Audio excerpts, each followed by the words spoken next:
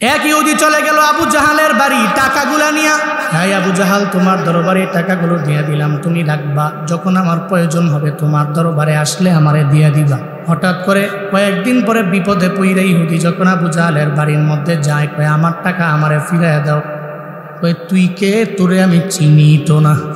ইহুদি বলতে লাগলো, আমি বড় গরিব, আমি বড় অসহায়, যদি আমার টাকাগুলো মাইরা দেও, আমি বড় বিপদের মধ্যে পড়ে আছি, মুসিবতের মধ্যে পড়ে আছি, আমার টাকা আমারে ফিরাইয়া দেও।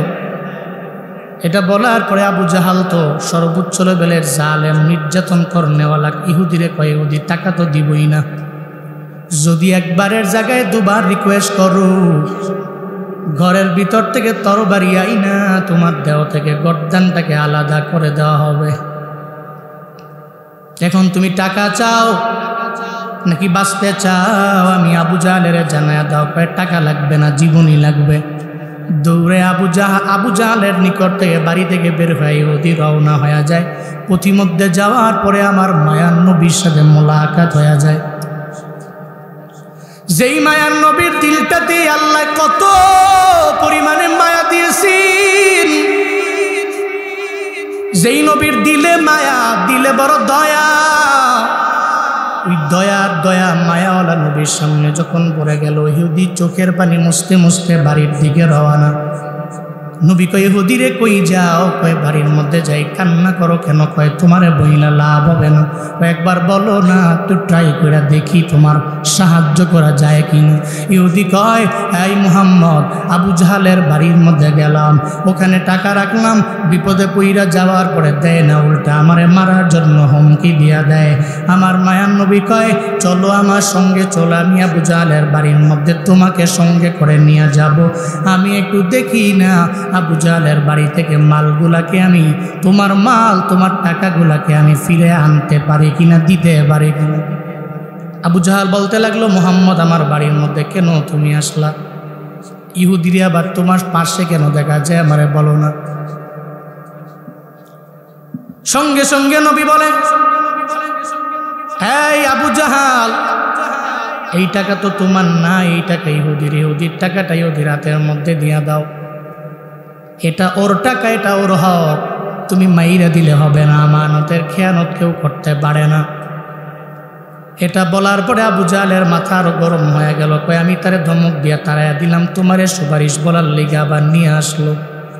মুহাম্মদ দাঁড়াও, একবারের জায়গায় যদি দুইবার রিকোয়েস্ট করো, তোমাকেও দুনিয়া থেকে বিদায় করে দেওয়া হোক। মায়ার নবী দাঁড়ায় রইলেন। আবু জাহাল ঘরে গেলেন তরবারি আনার জন্য, আমার মায়ার নবীরে মারবে। কাসকুড়ার মুসলমান আওয়াজ দেও, নবীর ডানেও কেউ নাই, বামেও কেউ নাই, সামনেও কেউ নাই, পেছনেও কেউ নাই, কিন্তু আমার মায়ার নবীর একজন আছে, চিল্লায়া বলো তার না। মায়ার নবী ডেকে বলে, ও মালিক, ইহুদি আমার দরবারে বলে নাই, আমি ইহুদির তৈরা আবু জাহালের দরওয়াজার সামনে দাঁড়ায় গেলাম। আল্লাহ গো, আবু জাহালের বাড়ির সামনে ইহুদিরে আমি আনলাম, আবু জাহাল আমারে মারার জন্য তরবারি আনার জন্য ঘরে গেল। এখন আমার ডানে বামে সাহায্যকারী আমার কেউ নাই তুমি ছাড়া, তুমি আমারে সাহায্য করে দাও। নবী যদি আল্লাহর দরবারে সাহায্য চায়, আল্লাহ নবীরে সাহায্য করবে কি করবে না? আল্লাহ পাক বলে, ও জিবরাইল, বাঘ হয়ে আমার নবীর দরবারে যাও। জিবরাইল বাঘের একটা বেশ নিয়ে যখন আমার মায়ার নবীর দিকে দৌড়ায়, আবু জাহাল তরবারি আইনা দেখে একটা বাঘ মুহাম্মদের দিকে দৌড়ায়। কয়, মুহাম্মদ তুমি বাঁচতে চাইলে চলে যাও, যদি না যাও একটু পরে বাঘ তোমার এসে খেয়ে ফেলবে। মায়ার নবী ডেকে বলে, আবু জাহাল, বাঘ আমারে খায় নাকি তোমারে খায়? একটু পরে অটোমেটিক টের পেয়ে যাবে, একটু দাঁড়াও না, একটু দেখো না, বাঘ আমারে খায় নাকি তোমারে খায়। বাঘ যখন দৌড়ায় আসে আমার মায়ার নবীর পাশে বাঘ আইসা দাঁড়ায়া যায়। আবু জাহাল তাকায়া দেখে বাঘ শুধু আবু জাহালের দিকে দৌড়ায়। মায়ার নবী চোখ দিয়া দেখে বাঘ এক জায়গায় দাঁড়ায় রইল। আবু জাহাল তো বাঘের ভয়, কারণ আল্লাহকে যে ভয় করে না, তো বাঘের ভয় করে, ও তো সিংহের ভয় করে, ও তো গরুরেও ভয় করে, ও কুকুরেরও ভয় করে, ও আরেকটা মানুষের ভয় নিয়ে চলে। কিন্তু আল্লাহর ভয় নিয়ে যারা আগায়া যায়, এরা দুনিয়ার বুলেট বিমা কোনো কিছুই ভয় করে না, ঠিক কিনা? আবু জাহালের মনের মধ্যে বাঘের ভয়। বাঘ যখন দৌড়ায়, আবু জাহাল তাকায়া দেখে বাঘ আবু জাহালরে খাওয়ার জন্য দৌড়ায়। চিন্তায় পড়ে গেলেন, এই বাঘ আমারে খাওয়ার জন্য আমার দিকে আস। মুহাম্মদ তুমি বাঘটারে একটু থামায়া দাও। আমার মায়ার নবী বলতে লাগলেন, আবু জাহাল বাঘ তো যায় না, বরং বাঘ এক জায়গায় দাঁড়ায় রইল। কয়ে না রে মুহাম্মদ, বাঘ আমারে খাওয়ার জন্য আসে। এই যে বাঘ যায় না, কিন্তু আবু জাহালের চোখে আবু জাহাল দেখে বাঘ দৌড়ায়া যায়, আর নবীর চোখে নবী দেখে বাঘ দৌড়ায়া যায় না, দাঁড়ায় রইল। এই কুদরত দুনিয়ার কারণ, এই কুদরত একজনের, চিল্লায়া বলো তার না। কার কুদরত? কাদের কুদরত দারি বর কামাল, আনতা রব্বি আনতা হাসবি যুল জালাল। আল্লাহ পাকের কুদরত। আবু জাহালের মাথা নষ্ট, বাঘ আমারে খাওয়ার জন্য দৌড়ায়। এই মুহাম্মদ বাঘটারে তুমি থামাও, নাইলে বাঘ আমারে খেয়ে ফেলবে। নবী কয়ে বাঘ তো যায় না। কয় না না, খাওয়ার জন্য আস। নবী কয়ে বাঘের যদি এত ডরাও, বাঘের মালিকের কেন ভয় পাও না? বাঘের এত ডরাও, বাঘের মালিকের কেন ডরাও না? যদি বাঘের ভয় অন্তরের মধ্যে থাকে, ইহুদির টাকা ইহুদিরে ফিরাইয়া দাও। কয়ে দাঁড়াও, ঘর থেকে আমি আনতেছি। ঘরের মধ্যে যা ইহুদির আমানতকৃত টাকাগুলো আইনা যখন দিয়া দেয়, মায়ার নবী কয়, ইহুদি তোমার টাকা তুমি বুঝা পাইলা কিনা? কয় পাইছি। কয় এখন তুমি তোমার বাড়ির মধ্যে যাও, আমি নবী আমার দিকে চলে যাব। মায়ার নবী রওয়ানা। এবার ইহুদির বাড়ির মধ্যে রওয়ানা। ওদিকে বাঘ তো জিবরাইল তো বাঘের বেশে আসলো, জিবরাইলও চলে গেল। মায়ার নবী রাস্তায়। একটা পর্যায়ে ইহুদি মনে মনে চিন্তা ভাবনা করতে লাগলো, হায় রে, যেই মানুষটার এত জিন্দেগি ভর এত পরিমাণে গালি দিয়ে দিলাম, কিন্তু এই মানুষটার মতো ভালো কেউ নাই, এই মানুষটার মতো আমানতদার কেউ হতে পারে না। এই মানুষের গালি দিয়েছি, আমি জীবনে কোনো দিন আর এই মানুষকে গালি দিতে পারবো না। আমি তার দল ছেড়ে অন্য কোনো দলের মধ্যে আমি যেতে পারি না। এই আখলাকের মায়ায় পড়ে গেলাম। দৌড়াই ইহুদি চলে গেল আমার মায়ার নবীর দরবারে।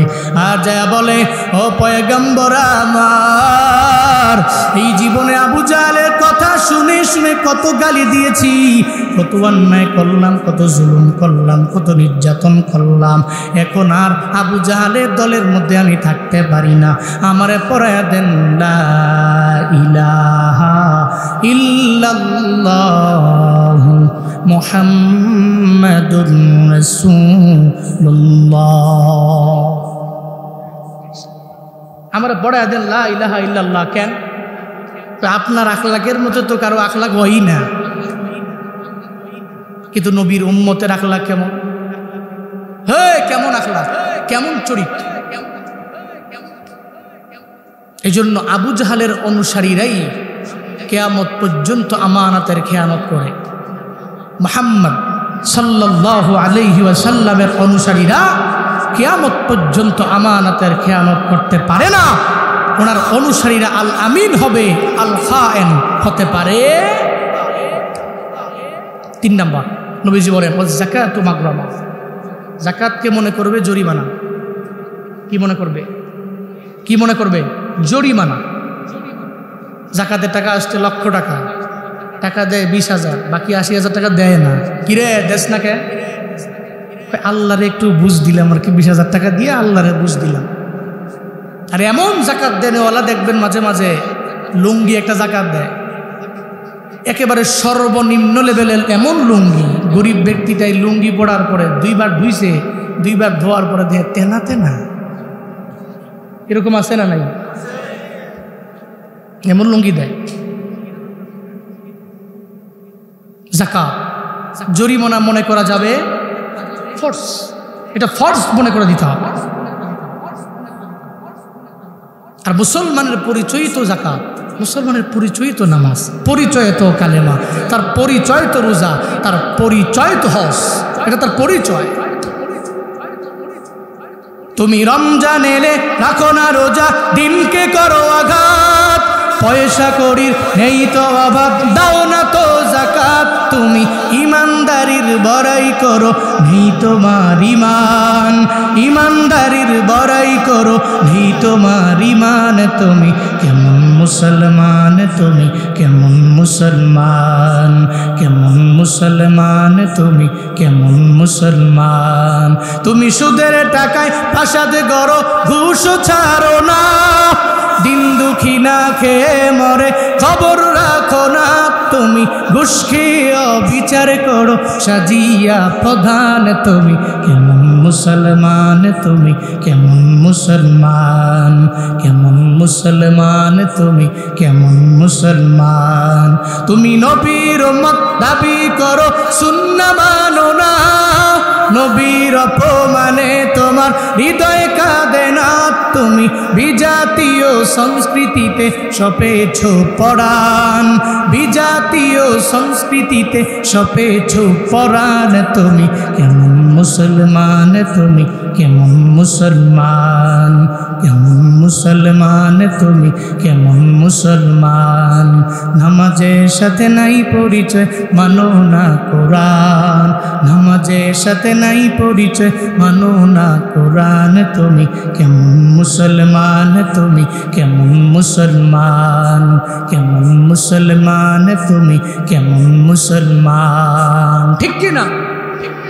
মুসলমানের পরিচয় তো রমজানের রোজা, মুসলমানের পরিচয় তো যাকাত, মুসলমানের পরিচয় হজ, মুসলমানের পরিচয় নবীর সুন্নতের উপরে আমল, এটা তোর পরিচয়। তাহলে যাকাতকে জরিমানা মনে করবে না, কিন্তু নবীজি বলছেন উম্মতেরা যাকাতকে জরিমানা মনে করে দিবে। 4 নাম্বার, ওয়া আতাআর রাজুল যাওজাতাহু ওয়া আক্কা উম্মাহু, ব্যক্তিটা তার বউয়ের কথা শুনে মায়ের অবাধ্য হবে। আছে না নাই? বউয়ের কথা শুনে তার মায়ের অবাধ্য হবে। বউয়ের কথা শোনা যাবে না বিষয়টা এমন না, শোনা যাবে, তবে মাকে প্রায়োরিটি দিয়ে এরপর ওয়াইফ, আগে মা এরপর বউ। কিন্তু নবীজি বলছেন উল্টা হবে, ব্যক্তিটা আতাআর রাজুল যাওজাতাহু, তার বউরে সে বেশি ফলো করবে, তার কথা বেশি শুনবে, মাগার আক্কা উম্মাহু, তার মায়ের অবাধ্য সে হবে। কিন্তু এতটুকু বুঝবে না তার মাই তো তার আপন। বউ চলে গেলে 2-3টা বউ মিলে, কিন্তু মা চলে গেলে জীবনেও মা পাওয়া যায় না। কিন্তু যুবকেরা তো বুঝে না, যতই বুঝাই সে বুঝতে চায়ও না।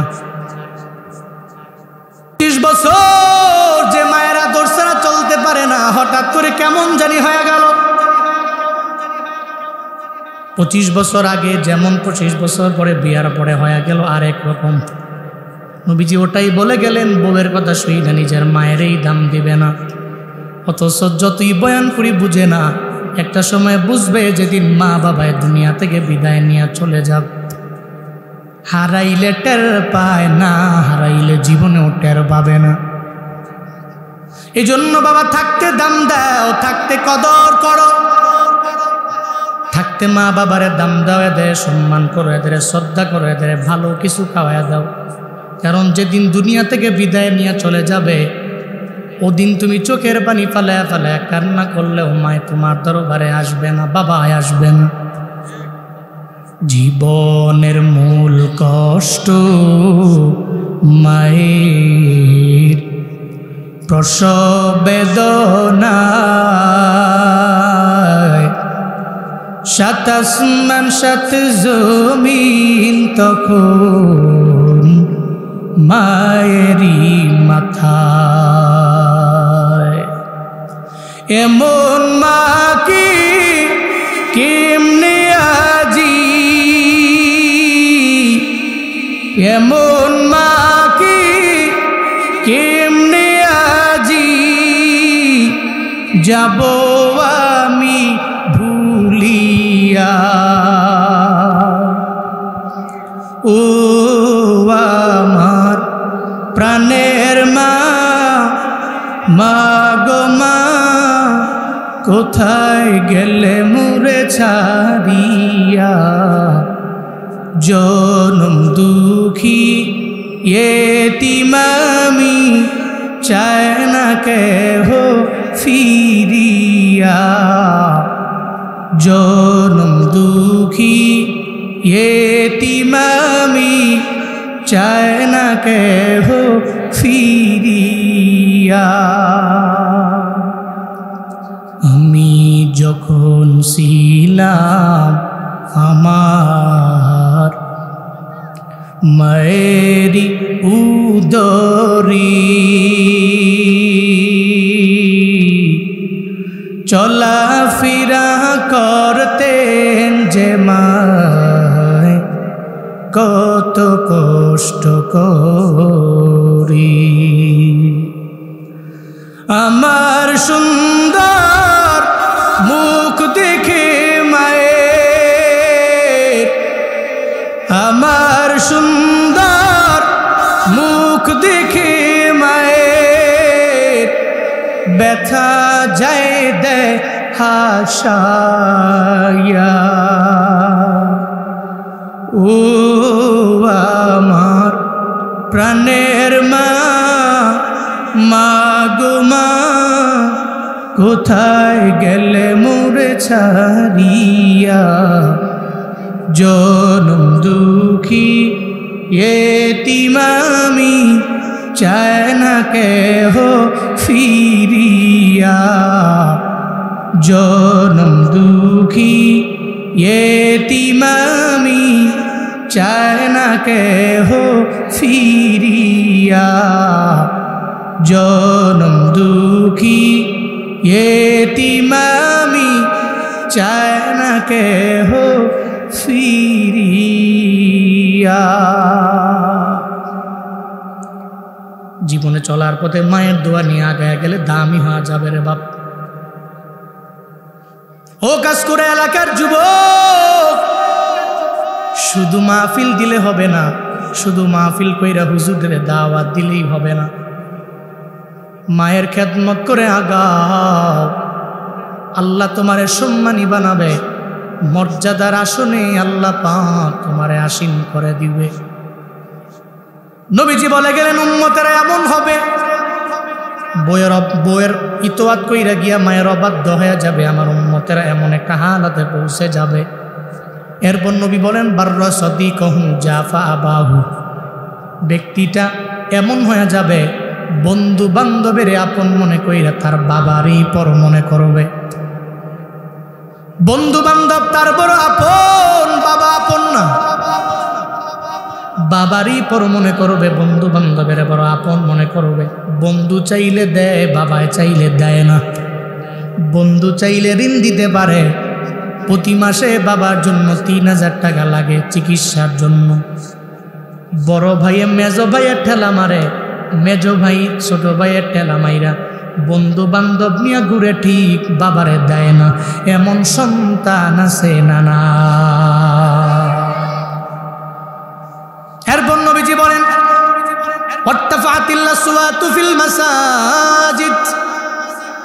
আমার উম্মতের এমন একটা হালত হবে, মসজিদের মধ্যে হট্টগোল বেড়ে যাবে, মসজিদের মধ্যে ঝগড়া বেড়ে যাবে, মসজিদের ভিতরে ঝগড়া বাড়বে। এমন একটা হালত হবে, ঝগড়া কইরা মসজিদটাও আলাদা বানাবে।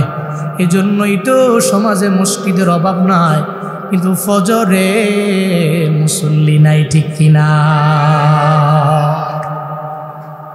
মাসাজিদুহুম আমিরা ওয়া হিয়া খারাবুম মিনাল হুদা।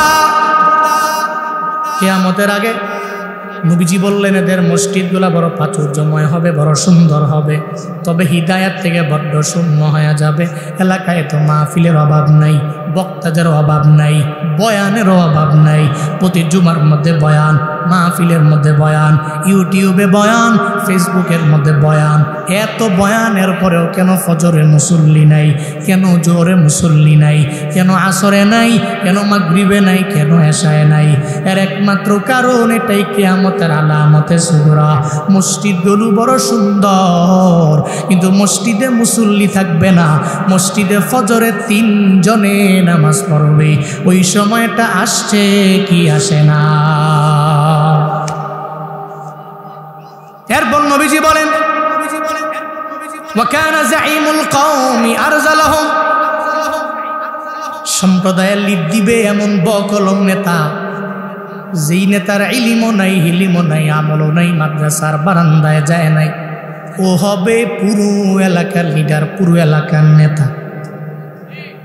মাদ্রাসার বারান্দাও যায় নাই, না গেছে স্কুলের বারান্দায়, না মাদ্রাসার বারান্দায়, ওই এলাকার বড় লিডার, এলাকার বড় নেতা। ওর দাপট কি? টাকার কারণে দাপট, ক্ষমতার কারণে দাপট, এতটুকুই। এছাড়া বিন্দু মাত্র পরিমাণ ইলমুদ্দিনও নাই, ইলমুদ্দুনিয়াও নাই। এমন নেতা আছে না নাই? কথা বলতে হবে, আছে না নাই? জুনায়েদ আল হাবিবের কথা না, নবীজি বলছেন, কানা যাঈমুল কওম আরজালাহুম, সম্প্রদায়ের লিড দিবে এমন ব্যক্তি, যে ব্যক্তির জ্ঞান নাই, কিন্তু সে লিডার। এরপর নবীজি বলছেন, উকরিমার রজুল মাখাফাতাশ শাররি, ব্যক্তিকে সম্মান করা হবে এই ভয়ে, এই ভয়ে যে ব্যক্তি আমার ক্ষতি করে ফেলবে। এই ব্যক্তির নাম যদি পোস্টারে না দেওয়া হয় তাহলে মাহফিল হবে না। কিছু কিছু এলাকায় তো এমনও আছে, এমপি সাহেবের নাম যদি ওপরে না দেওয়া হয়, বক্তার নামের নিচে যদি এমপির নাম দেওয়া হয়, তাহলে এই মাহফিলের পারমিশন মিলে না, অনুমতি মিলে না। একটা সময় এমন অবস্থা ছিল কি ছিল না? ছিল কি ছিল না? তো ভয় করবে কি কমিটি? কমিটি তো আছে ভয়। এর চিন্তা হইল, যদি বাই চান্স এমপির নাম নিচে দেওয়ার কারণে মাহফিলটা বন্ধ করে দেয়, তো যে এমপি সূরা ফাতিহা ইখলাস পড়তে গেলে 40টা ভুল করে, এর নাম দেয় বড় প্রধান বক্তার উপরে, এরপরে বক্তার নাম দেয় নিচে। কেন রে? হুজুর উদ্দেশ্য কি জানেন? উদ্দেশ্য হইল মাহফিলের পারমিশন মিলে না। তো নামটা যখন উপরে থাকে তাহলে পারমিশন দিতে আর দেরি করে না, অনুমতি দিয়া দেখো নামটা তো উপরেই আছে। বিভিন্ন এলাকায় দেখতে পাই তো আমরা, আমার নিজের চোখের দেখা, নিজের সাথেই ঘটে যাওয়া এক মাহফিলের কথা আমি বলি। বাংলাদেশের বড় একজন ফেমাস আলোচক, ওই মাহফিলের প্রধান ওয়াইজ, এমপির নাম দেওয়া হয়েছে নিচে। কোথায়? নিচে। বক্তার নাম কই? ওপরে। কোনোভাবেই ওই এমপি সাহেবের কিছু চেলা ফেলা জানার পরে ওই পোস্টার ছিঁড়ে ফেলছে, পোস্টার ছিঁড়ার পরে ধরাও খাইছে। ওই ব্যক্তির তো কোনো বিচার হয় নাই যে পোস্টার ছিঁড়ছে, উল্টো এমপির কাছে সে গিয়ে বিচার দিছে, আমি এদের পোস্টার ছিঁড়ার কারণ হলো আপনার নাম নিচে, বক্তার নাম ওপরে, এটা মানতে পারি না। এমপি কো ঠিক আছে, যা প্রটোকল যা দেওয়ার আমি দিব। ওই মাহফিল টানা 3 থেকে 4 বছর পর্যন্ত বন্ধ ছিল। তো কমিটি কি করবে? কমিটি তো ব্যক্তিকে সম্মান করবে, তার ভয়, যারে তার নাম যদি উপরে না দিই তাহলে পারমিশন মিলবে না, অনুমতি মিলবে না। মন থেকে যে সম্মান, মন থেকে যে ইজ্জত, এটা করবে না কিয়ামতের আগে। নবীজি বলেছে, উকরিমার রজুল মাখাফাতাশ শাররি, দেখলে বলবে ভাই কি অবস্থা, ভালো আছে? না রে ভাই, আপনার মতো মানুষই হয় না। একটু পরে দূরে গিয়ে চা দোকানে কয়, এর মতো বাটপার কেউ নেই। সম্মান করে ভয়। এরপর মদিনাওয়ালা নবী জানায়া দেয়, সুরিবাতিল খুমুর, আমার উম্মতের মধ্যে মদের সংখ্যা বেড়ে যাবে, মদ্যপায়ী বেড়ে যাবে, মদ্যপানকারী বেড়ে যাবে। একটা পর্যায়ে মদ পান কইরা যায় বউরে কবে মা, মারে কবে বউ। মদ খেলে তো টাল হয়ে যায়। এক কিস্সা মাঝে মাঝে আমি বলি, ঢাকাতে 2 বন্ধু মদ খেয়া টাল হয়া গুলিস্তান দিয়ে হাঁটতেছে। এক বন্ধু আরেক বন্ধুরে কয়, বন্ধু গুলিস্তানের 10 তলা বিল্ডিং রাস্তার মাঝে কেমনে আইল? এক মতপুরে আর এক মতপুরে কয়, হেই বন্ধু কয়, না ঠিকই কইছ, 10 তলা বিল্ডিং রাস্তার পাশে ছিল, এটা মাঝে কেমনে আইল? তো কি করবো? কয় চল তেলে ধাক্কায় সোজা করে দিই। চল তেলে 2 জনে মিলে ধাক্কানি শুরু। 5-6 মিনিট ধাক্কানোর পরে ঘাম আইসা পড়ছে, 10 তলা বিল্ডিং ধাক্কানো খামখেয়ালি কথা না, কিন্তু ধাক্কাই যাচ্ছে 5 মিনিট ধাক্কায় অস্থির হয়ে গেছে, ঘাইমা গেছে। কইলে চল কাপড় চোপড় খুইলা পরে ধাক্কাই, কারণ যদি এটা সোজা করতে না পারি, রাস্তার পাশে যদি না নিতে পারি, তাহলে কালকে গুলিস্তানের যত বাস আছে সমস্ত বাস এসে অ্যাক্সিডেন্ট করবে। ঠিক আছে চল, তাহলে কি মানবিক তারা। কাপড় চোপড় খুইলা আবার শুরু ঠেলা। একটা পর্যায়ে গুলিস্তানের চোর তো হলো ছেঁচড়া চোর, এই চোর যা পাইছে তা নিয়ে গেছে। এর কথা হইল যে 5 টাকা বিক্রি করতে পারলে কে দেয়? গুলিস্তানের ওই ছেঁচড়া চোর ওই মদ খুরদের কাপড় চোপড় চুরি করে লইয়া গেছে। হের ঠেলতেস 30-40 মিনিট 50 মিনিট যখন ঠেলাঠেলি করা শেষ, এখন পুরো অস্থির অবস্থা, ঘাম দেওয়া লেছে, আর তো পারে না। তো এক বন্ধু আরেক বন্ধুর কয়, বন্ধু বহু ঠেলছি, কেমনে বুঝলি? আমরা মনে হয় ঠেলতে ঠেলতে গুলিস্তান থেকে সাইনবোর্ড পর্যন্ত লয়ে আইছি। হ্যাঁ কেমনে? ওই দেখ, যেই জায়গায় কাপড় চোপড় খুলে রাখছিলাম ওই জায়গাটাই এখানে নাই। এর মানে আমরা বহুত লয়ে আইছি, বাদ দে বাইর জায়গা। ইন্নামাল খামরু ওয়াল মাইসিরু ওয়াল আনসাবু ওয়াল আজলাম রিজসুম মিন আমালিশ শাইতান ফাজতানিবুহু লাআল্লাকুম তুরহামুন। জোরে বলেন আল্লাহু আকবার, আরো জোরে আল্লাহু আকবার। আল্লাহ পাক বলছেন ইন্নামাল খামর, নিশ্চয়ই মদ, ওয়াল মাইসির এবং জুয়া, ওয়াল আনসাব, এরপরে আল্লাহ পাক বলেন প্রতিমা, ওয়াল আজলাম এবং লটারি, রিজিসুম মিন আমালিশ শাইতান, এটা কোনো দুনিয়ার কোনো সাধারণ কোনো মুমিনের কাজ হতে পারে না, এটা শয়তানের কাজ। ঘোষণা আমার না, চিল্লায়া বলতে হবে ঘোষণা কার? আল্লাহ পাক মদকে হারাম করেছেন 3টা আয়াতে। মদের দোষের ব্যাপারে আল্লাহ বলেছেন 4 নম্বর আয়াতের মাধ্যমে আল্লাহ পাক এই মদটাকে হারাম করে দিয়েছেন। এজন্য মদ্যপান করা যাবে সেন্সলেস হয়ে উল্টাপাল্টা কথা বলতে হবে। নবীজি বলছেন কিন্তু উম্মতের ভিতরে মদ্যপান বেড়ে যাবে। ও লুবিসাল হারির, এরপর নবীজি বলছেন উম্মতের ভিতরে রেশমি কাপড় উম্মতেরা বেশি পরিধান করবে, রেশমি কাপড় তারা বেশি বেশি পরিধান করবে। এরপরে অত্তকিজাতিল কয়নাত ওয়াল মাআজিফ, গায়িকা নায়িকাকে গ্রহণ করবে, বাদ্যযন্ত্রের গান এদের কাছে বেশি মজা লাগবে। খালি কণ্ঠের ভালো গজল ভালো লাগে না, বাদ্যযন্ত্র দিয়া এটারে হারাম বানায়া বেশি ভালো লাগে। নবীজি বলছেন উত্তকিজাতিল কয়নাত, গায়িকা নায়িকাকে গ্রহণ করবে, উত্তকিজাতিল মাআজিফ, বাদ্যযন্ত্রকে গ্রহণ করবে বেশি। এরপরে নবীজি বলছেন লাআনা আখিরু হাদিহিল উম্মতি আউওয়ালাহা, এই সমস্ত উম্মতেরা তাদের পূর্ববর্তী যে উম্মতগুলো ছিল ভালো ছিল এদের গালিগালাজ করবে, লানত করবে, অভিসম্পাত করবে, সম্মানের চোখ থাকবে না, ইজ্জত দিবে কম। এই জন্যই তো দেখি মাঝে মাঝে 13-14 বছর পর্যন্ত ছেলেটা খুব ভদ্র, হঠাৎ করে 17 বছর 18 বছর হলেই সে কেমন যেন অভদ্র হয়ে গেল। তার টিনেজ পিরিয়ড যখন চলে, বয়সন্ধিকাল, হঠাৎ করে সে কেমন জানে চুলের কাটিং কুটিং দিয়া, এখন আগে সালাম দিত এখন দেন, সম্মান করে না। মুরব্বীদের দেখলে সালাম তো দূরের কথা, কেমন যেন মুরব্বীকে গালি দিবে ভাব, কেমন একটা হালাত আছে না নাই? আছে না নাই? কিন্তু মান লাম ইয়ারহাম সগীরানা ওয়া লাম ইউআক্কির কাবীরানা ফালাইসা মিন্না। নবীজি বলছেন যে ছোটদেরকে স্নেহ করে না, বড়দেরকে সম্মান করে না, সে আমার দলভুক্ত না। এই জন্য ছোটদেরকে স্নেহ করব, বড়দেরকে মায়া করবো। হ্যাঁ, যদি সব এই 15টা খাসলত পাও, ফালিয়ারতাকিবু ইনদা যালিকা রিহান হামরা আও কাসফান ওয়া মাসকা, তাহলে তিনটা বালার অপেক্ষা করো। 1 নাম্বার অগ্নিবায়ু, বাতাসগুলো হবে আগুনের মতো। লস অ্যাঞ্জেলেসের, ক্যালিফোর্নিয়ার লস অ্যাঞ্জেলেসের আগুন কেমনে লাগলো কেউ জানে না, কিভাবে চলতেছে কেউ জানে না, নিভাতেও পারছে না, এমন কেন? উদ্যোগের এই মাহফিল পেয়ে প্রথমবার আফটার এ লং টাইম এই মাহফিল পেয়ে আপনারা খুশি না বেজার? সবাই বলতে হবে খুশি না বেজার? এই মাহফিল কায়েম এবং দায়েম থাকুক, এটা চান তো? কিয়ামত পর্যন্ত এই মাহফিল আল্লাহ পাক কায়েম এবং দায়েম রাখুক। সকলেই পড়ি আমিন। আজকে এই মাহফিলে আসার মতো, বসার মতো, কিছু বলার মতো এবং শোনার মতো তৌফিক যে আল্লাহ পাক আমাদেরকে দান করেছেন, ওই আল্লাহকে খুশি করি। সকলে চিল্লায় একবার করে সমস্বরে পড়ি আলহামদুলিল্লাহ। আমার সাথে পড়ুন রব্বানা লাকাল হামদ হামদান কাসীরান তাইয়িবান মুবারাকান ফি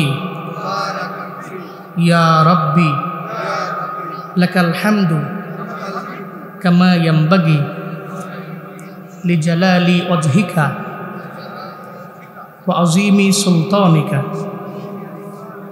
লাকাল হামদু বিল কুরআন লাকাল হামদু বিল ইসলাম লাকাল হামদু বিল ঈমান। এই যে একটা বাক্য পড়লাম, প্রশংসা করলাম কার?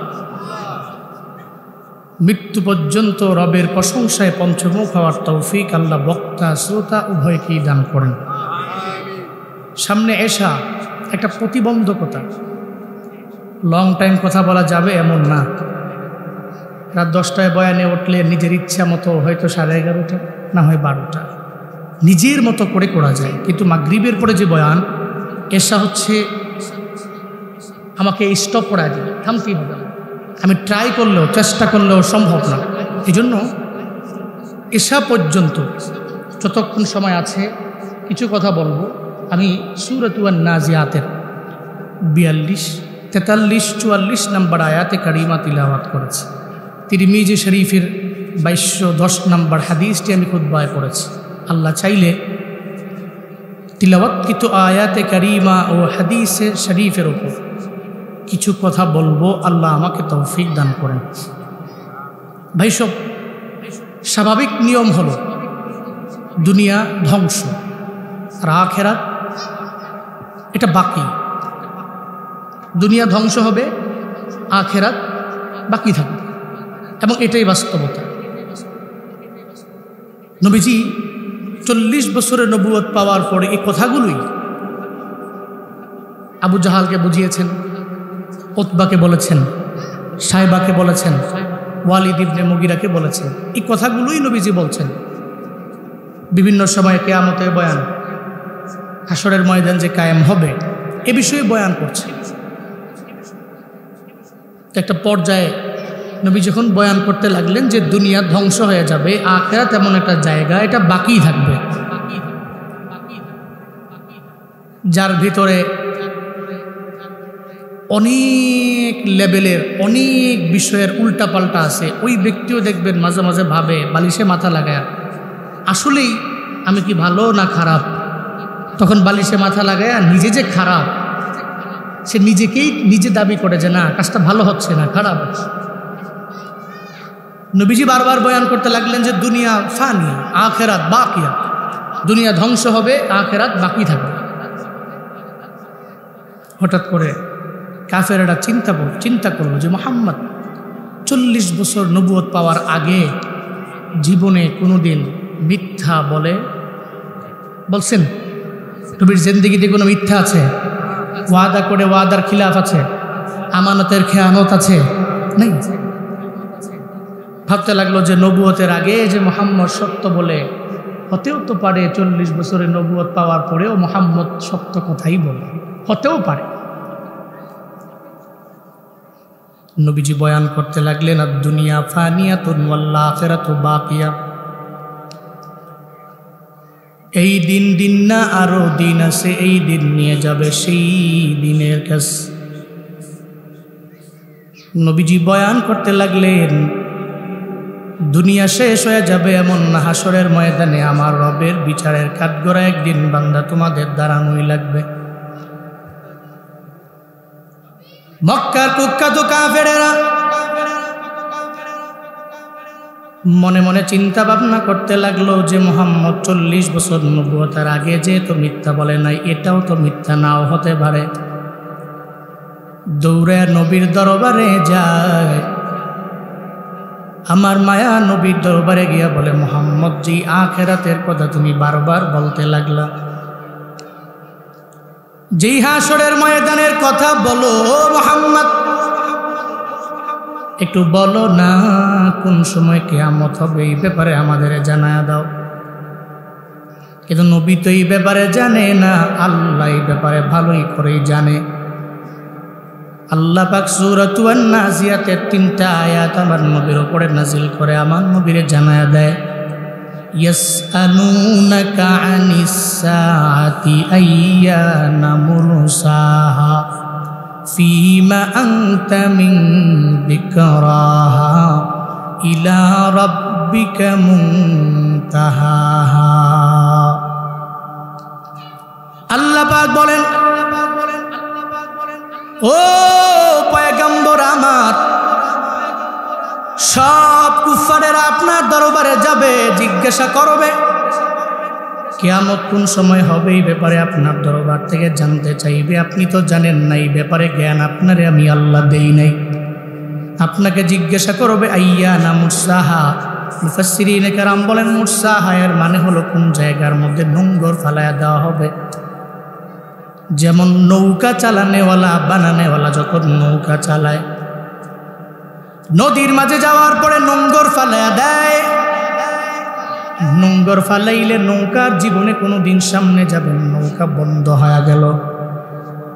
কুফারেরা কয়, ও মুহাম্মদ, যে আসমান জমিনের রবের কথা বলো, তোমার ওই রবের জিগাও না কোন জায়গায় দুনিয়ার নোংরটা ফালায়া দেওয়া হবে।